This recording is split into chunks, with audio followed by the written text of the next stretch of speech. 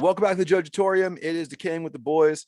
We have special guests here today. So straight from Colorado Springs, Connor O'Neill and Sean D'Amario formed the Tejon Street Corner Thieves and have crafted their unique take on outlaw blues and trash grass. With absolute consistency in their delivery, mastery in their musicianship, and their clear love of being creative, the Street Corner Thieves caught the attention of not only their home state of Colorado, but the rest of the United States. As a nationally touring band, the Street Corner Thieves are known for their high energy performances, heart-filled showmanship, and a set list that will live in your brain for not only days, weeks, but months. Welcome to the Jojitorium, and thank you guys for being here today. We do appreciate it. Hell yeah, thanks for having us. So before we get started, I just want you guys, drop all your socials, where people can find you, get your merch, get your records, where can people find your stuff? Tejon Street Corner Thieves. If you just Google it, we have all the socials will come up. We have everything, and then merch you can get at liarsclubrecords.com and whalerecords.com. Wonderful. Thank you so much. So I want to talk about your new record coming up here pretty soon, but actually, if we could just take a step back, and if you guys could let us know how back in 2013, I think it was, where you guys decided to join forces and become who you are now. Yeah. Well, I met Sean after I moved back here from New Orleans, and we kind of had a similar story. We both had some, I guess, personal, like, family shit kind of going on, that some loss, some death in the family that we kind of bonded over, I guess. We were both in a similar spot. So, and then we were both obviously musicians. We bonded and started this project playing on the corner downtown to kind of make beer money. And we'd go drink beer and fish. And then just kind of became best friends. So does that mean the band name literally came from playing on the street corner in Colorado Springs? Oh, that's awesome. That was one of my questions, but now it's explained. Yeah. So his name was Steve. He's a really cool guy. We like him now. He likes us too. So the new album, Stolen Goods, which is available for pre-order right now, and it is due to hit the world on May 7th. It includes a drinking game. So I want to know whose idea was it to throw that extra little goodie in with the bundle? I'm going to let Sean touch on this one, but it was kind of a collaboration due to just being so bored with quarantine and stuff. Yeah, so Connor came out and he had a really good idea to have a board game called Larry, which is what we named our washboard player Spencer when he gets super blackout wasted. We gave him the nickname Larry. And it's so we started you start at Tejon Street and you work your way all the way to the big times, which for us is Red Rocks. And along the way it's just building friendships and blacking out and getting drunk. It's a good one. It comes with some dice and some cups and blast. It works too. It works really well. It's very drunk. Nice. Yeah, I can tell you that I grabbed my pre-order and I'm pretty excited for Adam and I to crack open that game down in the brew lab and see if we can get absolutely wasted playing it. So look forward to it. We're gonna try to get blackout. We're gonna try to. Yeah, we're gonna try to be late. You're not gonna have to try, man. That game, it's no joke. If you need to play 2 rounds, do it, but you'll be hammered right in. Maybe we'll whenever it comes in, we'll try to do a live game on our podcast and see how far we can get. Oh yeah. So the newest single you guys put out, Greasy Coat, I love it because it's a wonderful jump back into what you guys are at your core. But it's also a really cool callback to one of my favorite albums, the Every Last Drop album in 2016. So I I just want to know, like, so you have a nice little set of teaser songs leading up to the drop for Stolen Goods. So like, Mobile Line, Wayfaring Stranger, and Deal Rag, and now of course Greasy Coat. So what made you guys pick these songs to be the premiere songs before the album dropped entirely? I think the biggest thing for us when just choosing like the singles was we wanted to choose the songs that were most different in our opinion, like both like structure wise and like musically, so that we could give everyone a good taste of the whole album, rather than there's a few songs that are like in major keys. It's like we didn't really want to release two that were in the same, similar enough, I guess. Like we'd rather tease people with like an overall feel of the whole album. Yeah. And obviously those are some of our favorite songs on there too. And I can tell you guys, each song is infectious in its energy and it's each different way, whether it be a slow build with a lot of string work, or if it's a straight blast like busker style live action. I mean, you guys do a great job. And that's why I was really interested to see how you guys brought these 4 songs to the front. But it also leads me to a question that I've been dying to ask you guys. How do you guys go about writing your songs? Like, is it a really collaborative effort, or is it kind of like I brought this one and I brought this one and you kind of mash them together? It at least for me, I don't know. It varies. Sometimes I'll start writing a song just like sitting on the couch one day, or fucking half a bottle down, just start writing a song, and then I'll bring it to Connor and see what he wants to do with it, or I'll try and finish it if I have like a certain thing in mind. I'll try to finish it.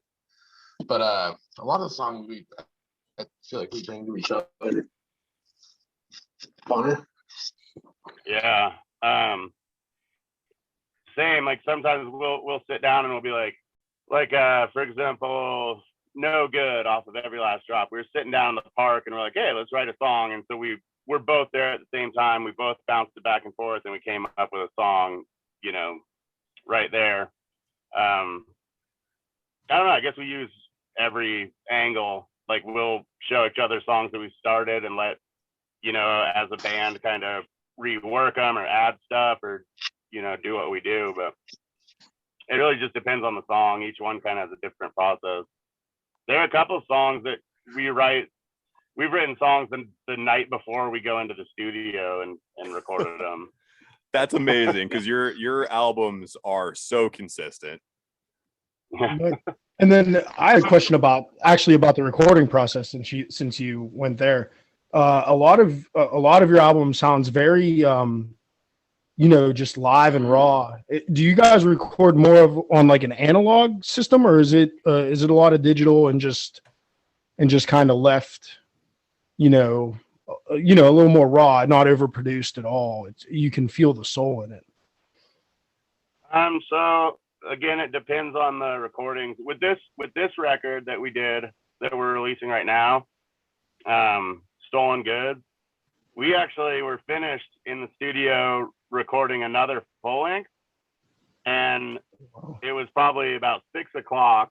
And the last song we wanted to do for that full length, we wanted to do in more of a live feel. It was a song that Sean had written, and just the significance of the song. I don't want to go too much into it because it's not released yet, obviously, but we wanted it to have more of a live feel. And it ended up taking us longer to set up to capture it that way in the studio than it did for us to actually record it. Okay. And so Bill Douglas, our recording guy, he was like, man, like, at this point it's like 7 o'clock, 7:30. We had spent 2 hours setting up to spend 30 or 45 minutes recording. He's like, let's do another one, like just, whatever you guys want to do. And so we ended up going down it. We have a master set list just written on a piece of cardboard with all these traditional songs and all of our original songs, all of them. And we just started picking off our favorite traditionals. And we were knocking them out in, 1 or 2 takes each one. So we just kept going down the line. And by about midnight, we had a whole nother album. And that's what Stolen Goods is. So it was actually a complete accident, but it was like a right place, right time, right motivators, like, you know, Right. everything. Happy accident, a good accident. Yeah. And I think it plays into the soul of what you guys do. I mean, like Adam said, I think that there's not a song I listen to from you guys that I don't feel like you guys put some part of yourself into it. I mean, everything that you guys do has that essence of you, which is why I think you guys are so entertaining. Whether I'm listening to a record or I can see live clips, I mean, you guys kill. Well, and don't get me wrong, it's not like it's not like we were just making those songs up in the studio. All the songs on this album are songs that we've been playing since the band started together. So it's like we've been playing these songs, you know, hundreds of times over the past 8 years. So it's like, you know, set us up in front of microphones and we play them live. We've been playing them live for almost a decade. So, you know. Yeah, I mean, again, and it shows. I mean, you guys are having a blast when I watch your live videos. So, I mean, I love it. You guys are having a blast, and that's what we like most about you guys is that you have the most fun. You guys don't look like you're like, oh God, another city, another song. You guys are up there, and you guys are having a blast, and that's why we like you guys so much. So speaking of shows, it looks like you guys got on the road a little bit. You guys are easing your way back into live shows. So how's that been going for you guys? Ooh, it's so yeah, we just went to Kansas City and we played at the Westport Saloon, and then we did Friday night in Wichita, and both shows were really good. We were just trying to see, you know, how the rest of the country is dealing with everything coming back, see how like music is coming back into people's lives, but it seems like people want it and we want to play. Both shows were really good, fun. Awesome. So when you guys are out doing these things, are there any other like supporting acts that are coming out there and like really impressing you guys in some of these venues? Yeah, absolutely. I mean, we have like a ton of friends, and we've been the supporting act. Like, I mean, we still are a supporting act, really. Like, the headlining tours we do are just ones that like I set up, and it's usually us like splitting. I don't know. Everything changed for us over this whole year. So we have a ton of friends, and we have like that play music in the scene. And I mean, we have a list that could go forever of bands that we look up to and have played with and continue to play with. And that's a long list, man. Yeah. Well, to help narrow some of this down, just so a little inside track on us, we are also big fans of Amigo the Devil, Mr. Danny. He's a wonderful dude, and we were so elated to see you guys get signed to the Liars Club Records as the first musical act. So with that long list of friends and Danny coming out and really picking you guys to be the forefront of that Liars Club Records, how has that helped you guys out in what you guys are trying to accomplish now as a band? It's a complete game changer. Like I said before that, like we were doing everything in-house, and we were just kind of trying to figure it out as we went, as far as, you know, booking and social media and all this stuff. And he opened us up to this whole world of like, you know, new information and new people, and, you know, just the connections and people that really know what they're doing and how to give us direction and, you know, pitch our stuff. And it's wild. We got a booking agent finally, so I'm not doing that anymore. And like, man, just, yeah, like all around complete game changer. And it's crazy because we haven't even like really toured to see the actual results, you know. And we've seen like our Spotify going up, and we've seen you know, our Facebook and all like the statistics, but I just am so excited to actually hit like a full tour with that whole team, you know, pushing promotion and everything else. Like, yeah, it's crazy. It's phenomenal. That's awesome. Good to hear. Yeah.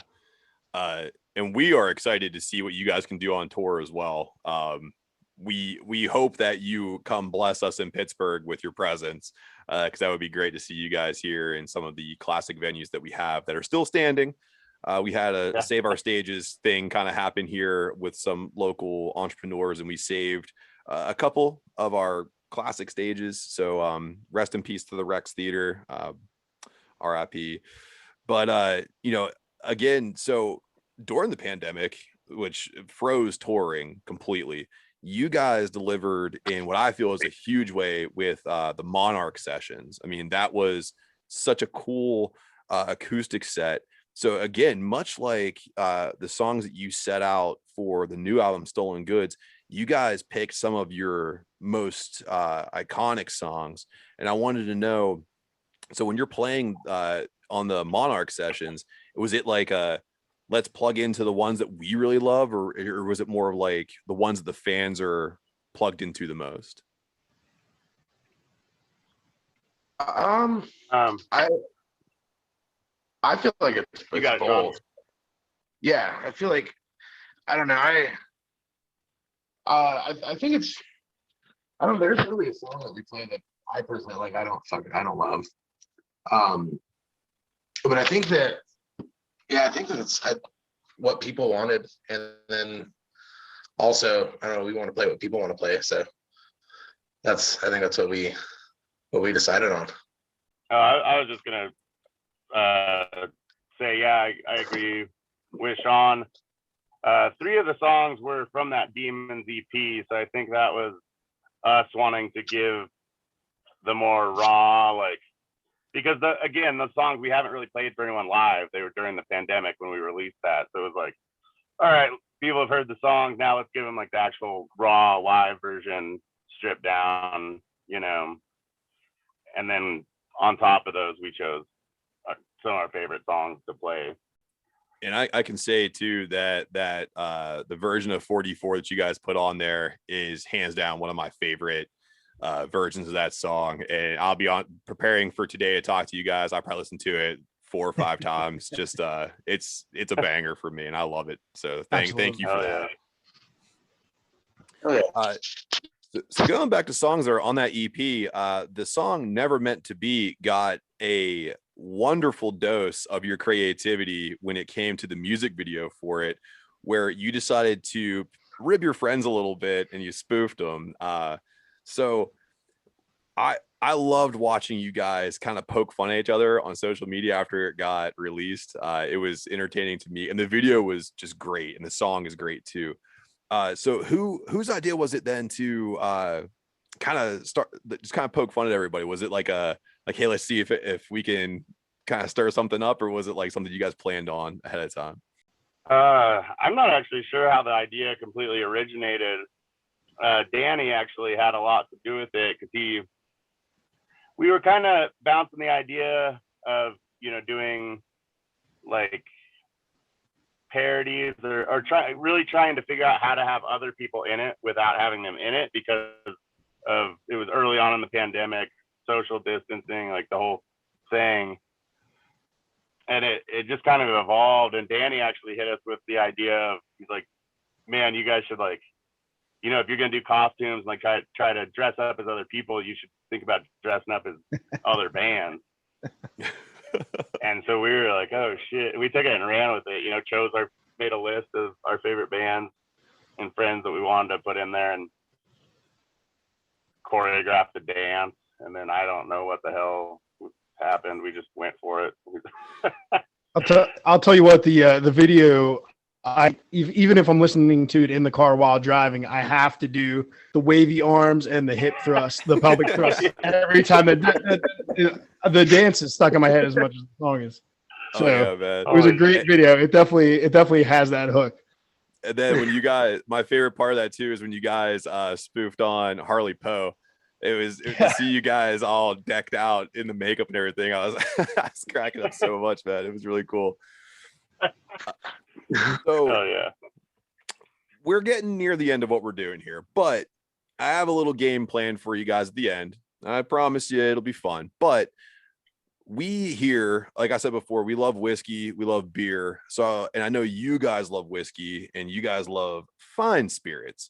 So I want to know, because you guys have been all over the United States, what is your go-to whiskey when you're on the road? Jim Beam. Jim Beam. Yeah. Strong. Perfect. That was a nice unified answer. It's like just Jim Beam, baby. So little insight here too, because Adam is a really skilled brewer. So Adam was wondering. Yeah, do you have a favorite beer? And if not a favorite beer, just like a favorite style beer you go to? Pabst. That's a strong one. Yeah. PBR and Jim Beam, man. All I right. will drink anything. But I guess the reason those are our favorites is because we ain't picky and it's cheap. But we'll drink anything. I will accept that. That definitely makes an appearance at our brew days quite often. Yes. Sean? Sean? I don't like it because it's good. I'll tell you that much. but for the money, it ain't bad either. Exactly. Yeah. It had. I tell you what, too. It had a resurgence here in Pittsburgh. For some reason, it became like the special at every single bar. And one bar we go to, they thought it was fun to like give it to you in the paper bag. So you would get the pounder and they would wrap it in a paper bag. Like, here you go, bud. Yeah. Enjoy. Yeah, and it was weird because it was like 3 or 4 years after the hipsters tried to bring it back. Like Pittsburgh was like, okay, now we'll buy it. We're so far behind, man. Right. I don't know. We've been on a real White Claw kick too. That's dangerous, man. Yeah. Those things are crushable. Super crushable. Yeah. And did you see too? There's a new version of it now. It's called Surge, and it's supposed to be like Oh yeah, More 8%. alcohol, yeah. a cocktail in a can, man. We're gonna have to try some of those. Yeah, gotta draw the line somewhere. I don't know. I did get to try when we were in Wichita. I got to try blackberry though. That shit was good. Yeah, every once in a while we like to grab a couple seltzers from a place around here called Couch, and they do some crazy stuff. So again, when you guys come through, we'd like to hook you guys up if you ever did come to Pittsburgh. Oh yeah. So going back to that video again, because it is wonderful, never meant to be. Again, you guys spoofed some of the most recognizable bands in your genre of the current time. So I want to know though, how well do you know their song titles? The song titles of the bands that we parodied. Yes. Dude, I don't know any song titles of any band. Yeah. I realized that actually yesterday we got like one of those Alexa things, and I was like, there's a game on there that's like you name the artist and the band, and it's like a trivia. And my wife just crushed me. Like it was like 90s pop. I knew all the artists that couldn't name a single damn song. I know the titles of some of Amigos songs. Well, then I can tell you then one of the answers will be completely easy for you, Connor. I bet Sean might know. Sean probably knows song titles better than I do. It's hard. It's hard to. I could like sing along with like lyrics to most songs, but I don't know what the name of the song is. Yeah. Well, I promise I didn't get any crazy curveballs here, but it will put your knowledge to the test a little bit. And I want to see how you guys do. So some of these are a toss up. So for the first one, the song title is called Mummified Mom. If I had to guess, I'd say Harley Poe. Yeah. You are correct. Harley Poe. Next, this one's a little harder because it's a little bit ubiquitous. Old Dusty Trail.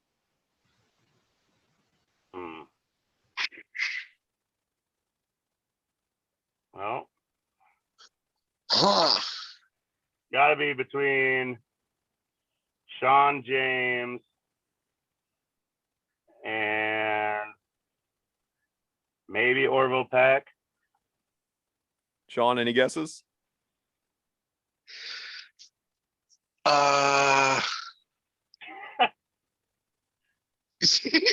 That's dude. It's yeah. I'm gonna go with Orville Peck. It was The Goddamn Gallows. Oh, Yeah, come all on. right. That was probably the hardest one, I gotta say. 'Cause I looked at that song, I'm like, anybody could sing this song right now. Yeah. The next song here, The Second Coming. That's got to be Sean James. Guess Sean? not.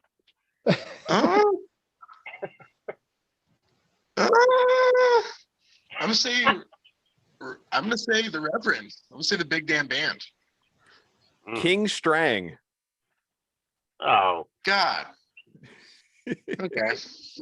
Oh, That guy's okay. in our fucking band, dude. How am I supposed to know that? It is difficult because he's doing a ton of shit right now. he literally plays bass. I saw that picture of you guys. I was like, how awesome would that be to see you guys all together as a collective? Yeah, he's a funny dude, man. Here we go. Connor, this one's for you, man. The Recluse. All right, Sean James. Sean? Yeah. Gotta be. Yeah, It's Amigo the Devil. I agree. God damn. I keep saying Sean James, and eventually you're gonna fucking do it. God, you look like assholes right now. Here we go. I gotta stay on my toes because eventually you're just gonna name one of our songs. I'm not gonna know it. That would have been a good curveball. No. Here you go. Let's try this one. St. James Infirmary.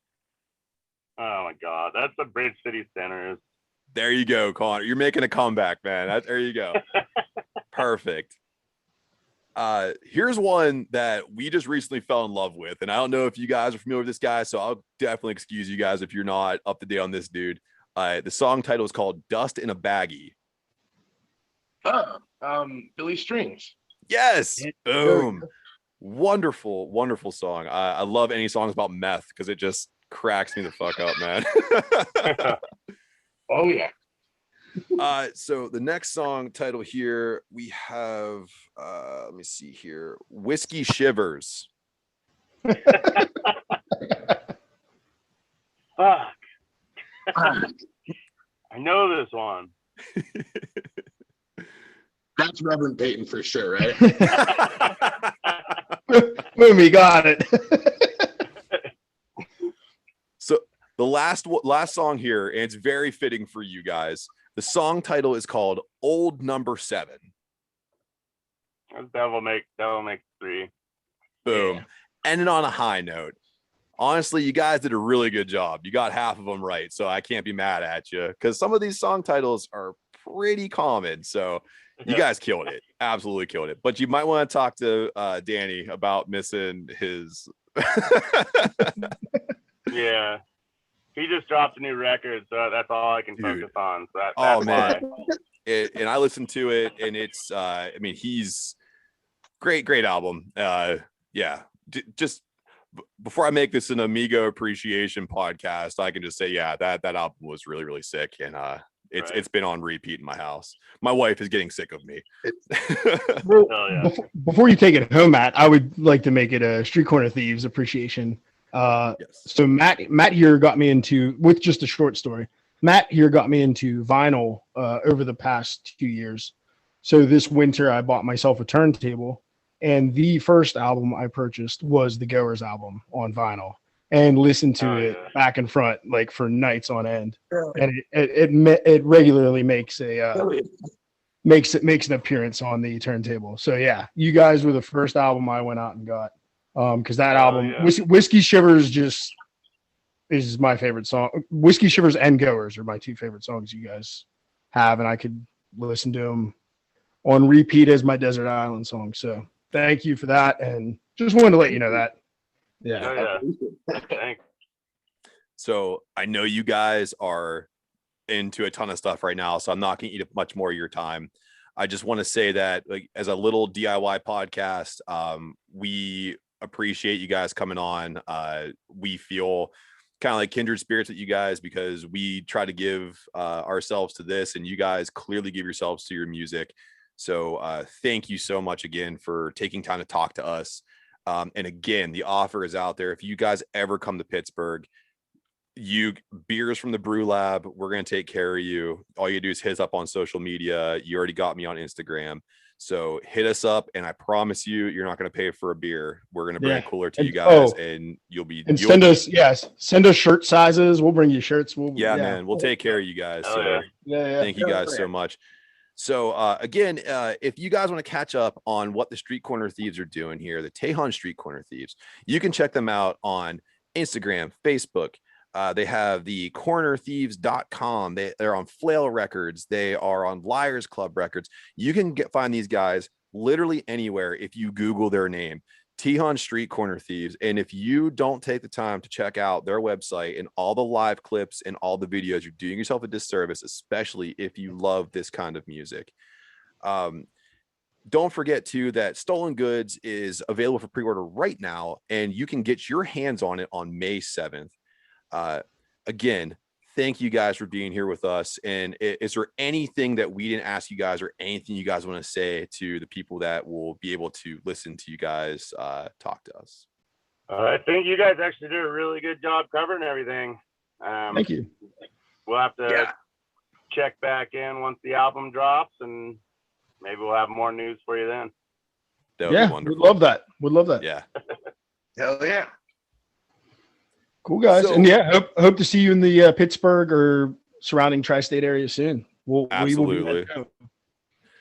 And as always, you can keep up with the boys by following us at Decaying WTB on all social media for new podcast drops and news. And don't forget that Adam Bashline is bringing you some of the best brews in the Berg. You can follow him at @bash_brew to check out what's happening in the brew lab. So until next time, from Decaying with the Boys and now the Tejon Street Corner Thieves, until next time, cheers.